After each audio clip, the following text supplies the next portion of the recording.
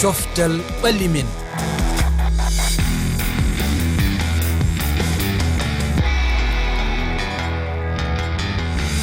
Aissatou Ly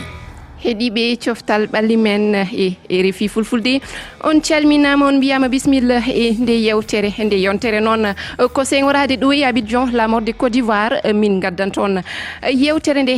mbiɗen ko RFI woni daaɗe adunaru yidde men ko kala ɗo kabaru woni min tawoyo ɗum min gadda noon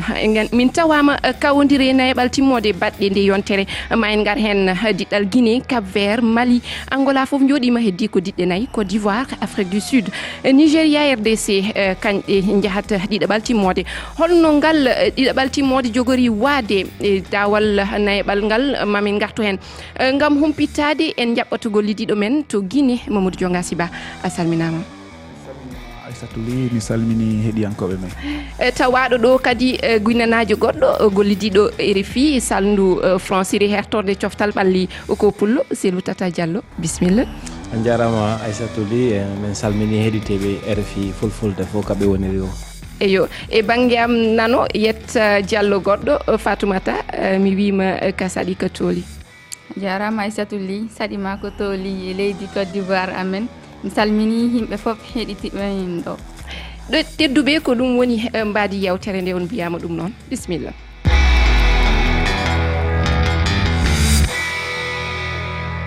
ko adi fofof noon mi salmini kadi hen seŋiɓe e hello Facebook RFI fulfulde ha e hoɓɓe men wownoɓe tawede nde yewtere Dieynaba Sow, Mamadou Fall, Harouna Déme ha e Abdoulaye Diallo foof calminama. En garat hankkadi e toɓɓere men ɗum woni kawodire nayaɓal timmode kan baɗɗi nde yontere en jii Guinée, Cap Vert mi haali ɗum,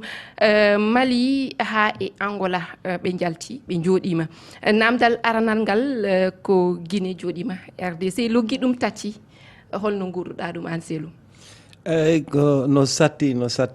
saabu hari lagine fof hikka no falano yiwde équipe nationale sélie nationale yo yaw demi finale ɓay waɗi duuɓi buyi hari lagine no wawoy hewtugol quart de finale kono ari ha hande ɓe feƴƴali demi finale depuis ko ɓe wolta fi itti 1976 lagine feƴƴali quart de finale donc hari hikka fop no heɓili no habbi ka lagine feƴƴata quart de finale donc kono tawi ndara tawa RDC e nder o match ɗon fiji ɓuuri lagine donc ɓe ko ɓennete kono ɓe mériti qualification maɓɓe o yeeso lagine saabu fi kala lagine atike marki kono ɓe acciti ballon o e juuɗe joueur ɓe RDC ɓe ɓen ɗon wawi duñude ɓe duña ɓe ha égalisa marque biji ɗiɗi kadi yeeso ɗon donc ɗe waynude qualification RDC ko mérité kono lagine wakkilike ha ka wawi ɗon kono yimɓe ɓen weltaki moƴƴa. Guinée maro foti ko bawɗo ɗum Mamadou Dionga Siba holko saabi yende ma Guinée foola? bon ɗon andi taw hikka ko fuɗɗode hari ɓiɓɓe Guinée buy wonɗon hoolaki kippu Guinée on kono kawrital ngal fuɗɗori noon kono yimɓe wonno hiwrugol no kawrital ngal wonno yarugol noon buy fuɗɗi hoolagol ɗon andi lagine ko o groupe C wonno ko groupe mo ɓenno ñan ko groupe mayde donc saabu hari kippuji kelɗuɗi hino e o groupe ɗon ko wanowa Cameroun wanowa Sénégal donc la Guinée wakkili hay yalti e on groupe ɗon ko saabu ɗum ɗon ɓiɓɓe Guinée buyi inni joni hi wawi hoolagol donc ɓay tawi kadi Guinée wawi piwgol Guinée équatorial ɓenni a joni haray meɗen kadi Kaba Diawara e fettoɓe ɓe fof ene joguino ko hoolare nde jetti nayeɓal timmode tuma kala Kaba Diawara jooɗi yeeso jeyndiyankeɓe ɓen himo holnude yimɓe ɓen himo wonde hikka himo waɗi golle kelɗuɗe sukaɓe makko ɓen hino wakkili hiɓe mari cembe kono ɗon andi haray kippuɓe hino heɓulade donc haray ko ɗum waɗi si RDC tawi hino heɓuli ɓuri kippu Guinée on tawi kadi kippu Guinée on nden ñande ɓe Guinée fijoɓe ɓe Guinée hoolornoɓen wonowa Bayo wonowa comment on appelle Ibrahima Diakité e Naby Keita ɓen on fof wawali hollugol cembe yesso RDC ko ɗum waɗi tigi tigi on ha RDC woni ko fooli e ngal tindodira kono aray ɗum metti ɓiɓɓe Guinée Buy no habborɗo noon ɓay hari yimɓe ɓen falama hari men sutti hari Buy suusi yawgol yesso ha Fatoumata nana mooso ɗon walla nana jalani Fatoumata an aɗa jeeya e ɓe ganduɗa ko Guinée yaltina e kawdiral ngal kam mettima saabu ka ɓi Guinée jooɗiɗo ɗo ene Côte d'Ivoire ɗum kam ko gonga mi fenata metti kam mi weltaki no muusi mi falanno yiwde hikka koɓe yeeyi au moins en demi final ou bien final ma ɗum tigiri yesso koɓe naɓi coupe ngam men Guinée 2024 aray vraiment ça serait ara mi watano sifade weltare ko waɗayno comme on dit comme heɓayno ɗon kon ɓiɓɓe Guinée no ari Côte d'Ivoire sili national fof andi wowa yaade hay 8e final no yeeyi demi final ha no ƴetti coupe haray ko weltare nde sifota kono vraiment mais ko Allah hoddirno noon ko wawi ko noon wawa hinde haɗata eɗen mbawi wiide kam sukaɓe fettoɓe Guinée naaɓe bakkilima ɓe tinnima e fuku koyngel ngel nanguɗon Fatoumata en keɗoto Yoro Mangara wonko haali diɗɗal Guinée ngal garten Coupe d'Afrique ko holliri ko aɗa wawi jogade ballon petta tawa gagnata hande Guinée jogui ballon kañum ni adi nanude penalty mais sa heeɓi occasion ji a markani a nannete but ko ɗum heeɓi hande Guinée ji ɗi sa tawi kadi a wowani joude match ji baɗi ni gañoɗa ne saɗi par ce que Guinée hande goo ɓe puɗɗi yaade quart de finale ɓe ganda match fiye jooɗoɗa walla sa gagnima ɓenna te ɗum RDC ne andi ɗum eyo ɓe gowani fiye jooɗoɗa walla piya jawta selum mari aɗa yaadi yande Yoro ko haali ko ko noon woniri fi kala mi sikki tun lagine heɓali occasion ji Buy ɓay lagine marqué bi ara noon ɓe yiltitino ɓe acci ballon on e juuɗe RDC ɓe heɓali occasion ji Buy awa probléme on ko ɗon wonno e mi sikki tun hari lagine no nandi so tawi ɓe ronki nandi so tawi ɓe ronki ɓay joueur ɓe maɓɓe buyino toon haray ɓe ala joude ka club ji maɓɓe joni noon si tawi folotiran ngon juuti premier tour on ko match ji tati deuxiéme tour on 8e de final woni nayyi donc joueur ɓe ɓen ɓe jouyi match ji Buy e nder fayda ko wiyete jonte ɗiɗi alors que ka club ji maɓɓe ɓe wowa joude Buy donc a yiyay tun tawa ɓe wowa joude Buy wono joueur ɓe gonno to wano Isiaga Silla harimo barmi depuis neeɓi waɗi lebbi o ala fijude ka club makko no wowiri noon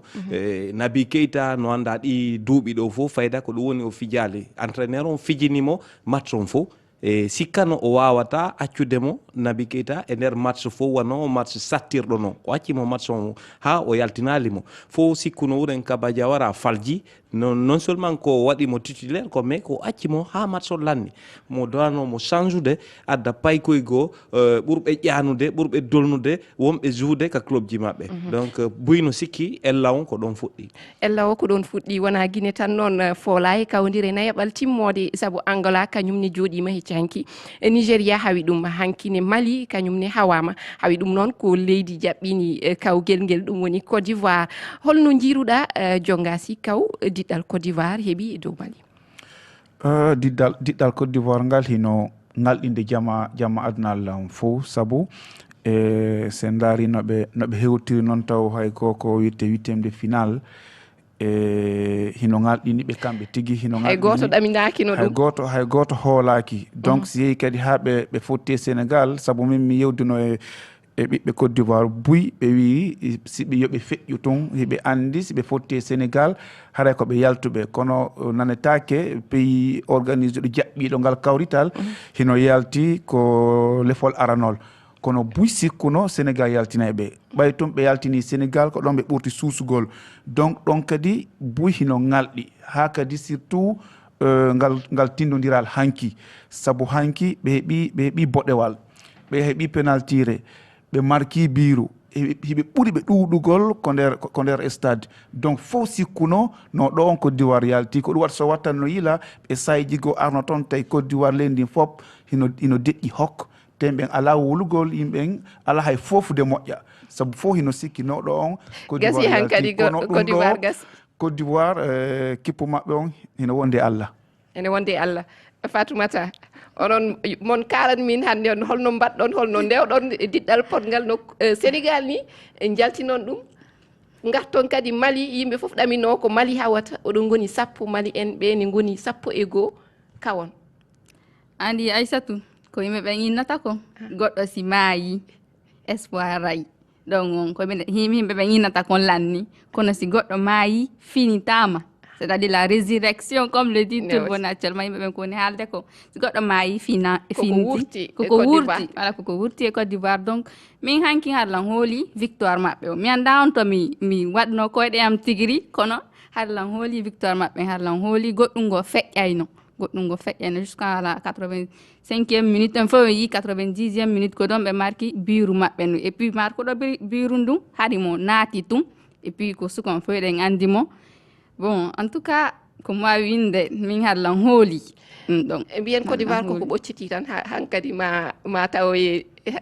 ɗiɗoɓal timmal selu sa ndaari Côte d'Ivoire ɗo rewi ɗo Guinée équatorial hawi ɗum ari hawi Sénégal ari hanki kadi hawi Mali an ɗum holno mbawɗa siforade ɗum an ɗum hawanima? Ko noon woniri gonga ko ɓeynata ko Côte d'Ivoire hikka ɓe ñentoto woni ko doyi ɓe woni yarude goɗɗo anda ko ha on to ɓe daroyto kono ko weltanagol entraîneur ɓe Côte d'Ivoire ƴettituɓe kippu on ɓay fo yi premier tour on ko no wayirno ɓay ɓe addi Emerse Faé e Guidemel fo yi ɓen ɗon hiɓe ɓurtinandi ɓatade joueur ɓe ɓen ɓe ɓurti ɓe ɓatade e joueur ɓe ɓen ƴettay exemple e maɓɓe e ko ɓuri kadi yaltitude mum hanki ko gonga hari Côte d'Ivoire koɓe 10 yesso 11 malien ɓe kono sa yi Emerse Faye entraîneur on ko waɗi kon ka o naaduno Sébastien Haller ko ɗon o fondiniri piiji ɗin ɓay Sébastien Haller ko attaquant jo goto o jogui défenseur ɓe ɗiɗo donc ko ɗum woni hande kadi fayda nandi so tawi ɓe foti ka nder tere ɓay kamɓe joueur jo maɓɓe goto pet wondi e joueur ɓe malien ɓe ɗiɗo mi sikki tun ko mbiɗon différence o waɗi e quand même no inne kadi koɓe porto haala français inata ko mental ko ka hoore woni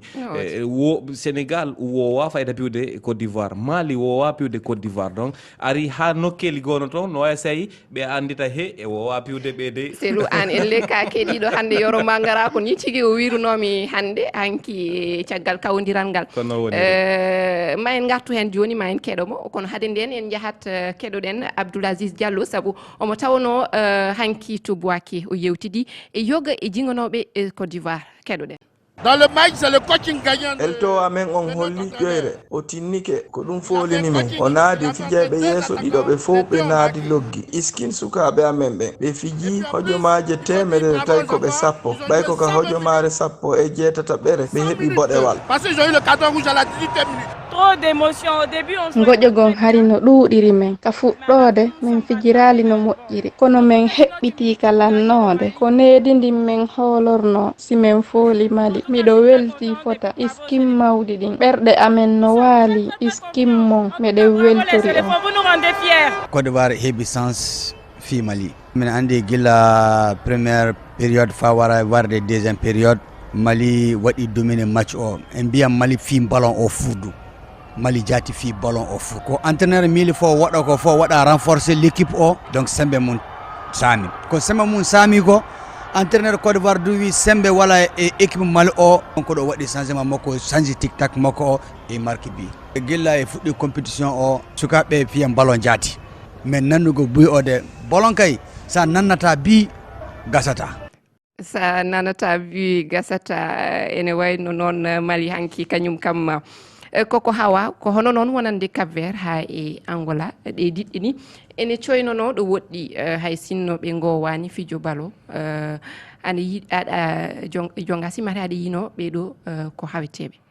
Nam Cap-Vert on andi Cap-Vert ko kippu mo wowa fijugol e ngal kawrital moƴƴa sabu ko laabi 4 hiɓe arde e o kan kono ko selutata holli kon so tawi hiɗa mari mental hiɗa mari ɓernde balo wona ko en ton fijirte ma fijira ɓernde fijana hoore ma fijana leydi ma ndin fijana drapeau ma on donc ɗum haray keppuji buy woni ko holli e ngal wonowa son wattaniyla depuis ko fuɗɗode ko lefol aranol ko ɓenta kon premier tour Cap Vert ngalɗinno buy sabu kamɓe wonno arano ko groupe maɓɓe donc haray ngalɗina ko kip ari ha ɗo kon joguiti hanki moƴƴa Sud Afrique donc haray tigi tigi on ko weltanagol o kippu ko ɗum hino holli haray ballon africain hino yarude yeeso buy hino fowde hino fottani ɗum joni noon en payat ma taw e kawodire ɗiɗaɓal timmode nde ma puɗɗo alarba arore Côte d'Ivoire fettitta koye diɗɗal RDC e Nigéria kañum hawran e Cap Vert Selou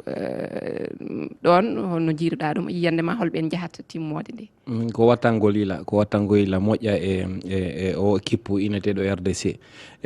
ko aranu hari goto habbaki ɓe kono no ɓe woni ardirde noon seeɗa seeɗa hay itti ka éliminatoire kono ɓe fuɗɗorno éliminatoire noon ado coupe d'Afrique o ko défaite ji ɓe piyama laabi buy ha o entraîneur Sébastien de Sabre ari kono ka o ƴettunoɓe équipe on change moƴƴa noon donc ko wattango yila moƴƴa e o équipe RDC e tawta noon kadi mi anditina hunde wotere na aningol ivoirien ɓe ɗi duuɓi fayda sakkitori ɗo fo coupe d'Afrique des nations fayda élimine ɗo laguine o wo fayda yahoya ƴetta coupe d'Afrique des nations donc Côte d'Ivoire wattane yila tawta noon kadi Côte d'Ivoire ko surtout haray ɓe mari yimɓe buyno toon ɓe wawata joude match on mi sikki tun no nande sewa no Serge Aurier haray wawata joude Kosunu ɓayo heeɓi carton rouge e jakkite kadi o ƴetti carton rouge donc ɓe mari yimɓe buy ɓe wawata joude e ɓe arti kadi e stade Alassane Ouattara andi ɓe match ɗi ɓe jouyi ɗo ɗin fof fayda ɓe ko ɗum wiyete moƴƴirali ɓe fayda koko ɓe iwi ɗo ɓe yeehi ka intérieur ko toon ɓe wawi gagnoyde e match ji ɓurɗi sattude ɗin ɓe arti ɗo kadi e terrain o andi o moƴƴira noon fof donc Côte d'Ivoire no doit wattande yila moƴƴa e équipe RDC par ce que ɓe hulɓini quand même eɓe hulɓini jaafoɗon joni mbimi ko Nigéria e Cap Vert kono ko Nigéria Afrique du Sud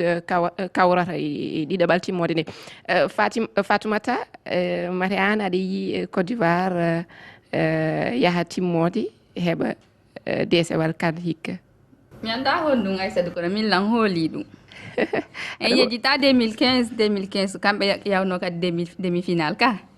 e Congo e Côte d'Ivoire donc inchallah milan hooli goɗɗum go feƴƴay ɗo goɗɗum go feƴƴay inchallah eyo jonga siyan holmo jiiɗa jahata bon haray ɗon kadi ko tindodiral habbangal saabu haray RDC elto maɓɓe on ko elto marɗo hakkil ƴoƴƴuɗo tactiquement himo kelɗi e so wattanila kono kippo woni yarugol noon ko noon woni ƴewrugol saabu ha ko hewti quart de final nayaɓal timmode hayde o gagnaki hayde o foolali hay tinodiral hay gotal joni o andi ɓay tun o woti folugol ngol nden wona kanko ni wonno eltowo Côte d'Ivoire non ko mon haalangol ko lati ko RDC mon haalgol fimu ko RDC mon haalgol fimu donc haray ɗo ni ko kippon ɓurti hulɓinagol sabu ɓe wowti joni waɗugol loggi margol biiji donc Côte d'Ivoire kañum haray hiɓe mari ko wiyete kon bamboɓe Côte d'Ivoire fof ino bambiɓe leyɗe buy goo kadi hino bambiɓe saabu haray buy no wi'i si leydi jaɓɓike waɗangal kawrital labangal haray jama on no hani ɗowtugolɓe ko ɗum ene wayno Côte d'Ivoire felitani ƴewde desewal hikka ngal ɓoccitoɓe jongasi fi kala o yattuma e bimpe hari Guinée quand même no marno bamboɓe ɓuuri RDC kono ɗum haɗano quand même RDC fooli kono haray kono ɗum ene walla kadi ka leyɗe men ga andi ɓe bambayɓe wonde no ɓe soƴirta noon a famata ko si tawi haray ɓe faalaya gaño kono wonde haray no hulɓinanima wure haraɗa hulita ronku gagnade wonnoya probléme ji goo ko ɗum waɗi ne woodi ɗum ne kadi ko caɗele hawnaki ma wallitɓe kono kadi ma wonanɓe caɗele en garat e yiyande Yoroma Ngora sabu kanko yiyani Côte d'Ivoire yaha ha timmode kanko yiyande makko ko Nigéria e Afrique du Sud pottata timmode keɗoɗen Nigeria pour min hande o kañum e Afrique du Sud pour mi sikkude so e potani jahata final. Nigeria ko kutiɗi défense o wi ko keng jouraji mabɓe ɗi ɓe dogat e terrain a sikkat ko ɓe heyɗuɓe pour gagnade noon o Coupe d'Afrique il faut kollira ɗum woni Victor Osimhen ha gonɗo caggal kamɓe fof so match o gasi a yiyat hay seppude ɓe mbawata par ce que ɓe tawat ko ɓe tampi ko ɓe jogui ko fof ɓe tottirta ɗum. Afrique du Sud min avant Coupe d'Afrique o ne fuɗɗo mi wino yo yimɓe ɓe goppu hakkille Afrique du Sud ɓe joui match uji 17 avant Coupe d'Afrique o laabi ɗiɗi ɓe piya équipe mabɓe de hewɓe hen pettata koye club uji mabɓe ɓurɗo hen Mamelodi woni Mamelodi Sundowns hande e 11 ɗi ɓe pawi ɗi 7 ɗi foof ko Mamelodi Sundowns pettatno ɗum ɗon noon waɗi aɓe nanodiri hakkude mabɓe ɗum sayi fiide ɓe weɓata Nigeria Afrique du Sud an ko ɗum ɗaminiɗa walla a yii kamɓe ɓe pertide timmode kawgel ngel. Eyi ɓen noon ko keppuji ɗiɗi seeduɗi ɓay Nigéria joueur ɓe maɓɓe fof fayda ko wiyete ko Europe woni wana ala joude Nigéria alors que Afrique du Sud yeeso maɓɓe ɗon no Yoro Mangara woliri ni yimɓe jeetato fof ko Mamelodi Sundowns ɓe woowi fijidude ballo donc hiɓe andidiri hay si tawi ɓe munni ɓe wawi andude mo be ko honto woni mo be ko honto jonnante murlere nde ko ɗum ɓuuri ɓe wallude e tawta noon kadi hunde wotere Afrique du Sud ɗe yii eltowo maɓɓe on 2017 o arno kanko e Cameroun ɓe ari Gabon Coupe d'Afrique des Nations hari hay goto habbaki Cameroun o ƴetti Cameroun o naɓiɓe ha ɓe gagni Coupe d'Afrique des Nations o iwi ɗon noon joni o ari Afrique du Sud hari waɗi duuɓi fayda hay goto ala yiwde ko ɓe woni wadde hay fus kono ɓawo ari yi joni résultat on fi kala ko fija ɓe goto ɓen par ce que Afrique du Sud fayda no wayta wonde wa Angleterre kamɓe ɓe iwataka club ji maɓɓe ɓe yaha e leyɗe goo kamɓe ɓe fof ko ka leyɗe maɓɓe ɓay championnat maɓɓe ono kelɗi awa Hugo Broos ari noon joni ƴetti ɗum ɗon hutori ɗum noon waɗi équipe sattuɗo piwgol donc ɗon kadi Nigéria ɓe dowa wattande yilla moƴƴa Mamadou Dionga Siba Afrique du Sud hande ɗo yetti ɗo hay goto ɗaminanoki ɗum ari mate aɗa yiya kamɓe ɓe kawra e Nigéria e timmode kawgel ngel. Nam ko noon woniri ɗon andi Afrique du Sud ɓe habbanoka ɗo fi kala haray ɓe wanno ko lefol arannol ɗumaji tindodiri labaɗe donc haray ko kawrital habbangal hakkude Nigéria e Afrique du Sud saabu haray Afrique du Sud ha ko hewti ɗo haray ɓe holli jama on ko ɓe ari ko fijugol ko ɓe ari ko kuppon ɓe arani haray kay Nigéria oɗon andi ɓe wayri hewtugol ɗo ɗon andi wonwa Cameroun ɓe mutanoki donc e ngal ɓay toon ɓe ardi e faale surtout ɓe mari o fetto wiyeteɗo Osimhen aden kelɗuɗo alɗuɗo donc haray hiɓɓe ko kippo hulɓiniɗo donc haray ngal tinodiral ko tinodiral ɓurangal e habbede e ngal kawrital Côte d'Ivoire 2023 Fatoumata an kam mataw ko diɗɗal Côte d'Ivoire mbiɗa anndi jingganta kono so tawi Côte d'Ivoire yahani timmode holno jiiruɗa kawodiral hakkunde Afrique du Sud et Nigéria wonko jiiɗa ɗon hol keɓowo hankadi desawal ngal hakkunde ɗe leyɗe ɗiɗi soɓe potti donc Nigéria haray min mi sikkata Nigéria yahay ɗon par ce que sen yi itane ɓe fuɗɗi o match maɓɓe itane ɓe fuɗɗi min personnellement min si mi landano Nigéria yatano au niveau ɗo mais ɓe holli yeeso maɓɓe goo itane ɓe fuɗɗi piyodiral ligga ɗo ɓe holli yeeso maɓɓe goo et puis ko haalete won Nigéria en haalay fi Osimhen ko goɗɗo goo mo ko a habbaki mo ɗon ko ɗon mo yaltata et puis goɗɗo neɗɗo mi anda on no mi expliquirta potentialité makko vraiment avec si ɓe yaadi o rythme ko ɓe fuɗɗi ɗo mi sikki tun kamɓe Afrique du Sud Nigéria no wawi yaltude ɗon ne wawi yaltude soɓe jalti kadi selumi arta e ma o haali ɗum kanko Fatoumata mbaɗo no Osimhen kanko woni hande dokkaɗo eɗen mbawi wiide desewal ɓurɗo wawde fettude bal ɗo e Afrique e club makko toon to woni en jii golle payɗinɗe ɗi waɗata mate hande soɓe pettiɗi Afrique du Sud gonga ene jogui mbawkaji mum kono ɗon kadi mate Nigéria sen daari kañum no fijirta ni mate ɗon kadi ɓe jogorani hebde hunde ko noon Osimhen ko noon woniri min miɗo ndarude Osimhen ko fijata ballon itti 2015 ari Coupe d'Afrique ko no yawi sabu waktu o ɗeɗɗimin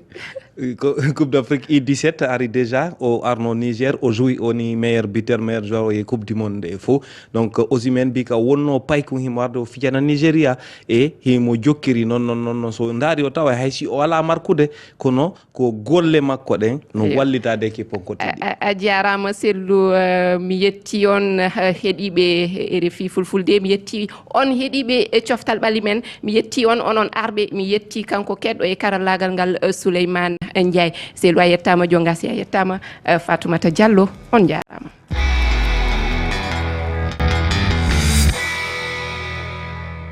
RFI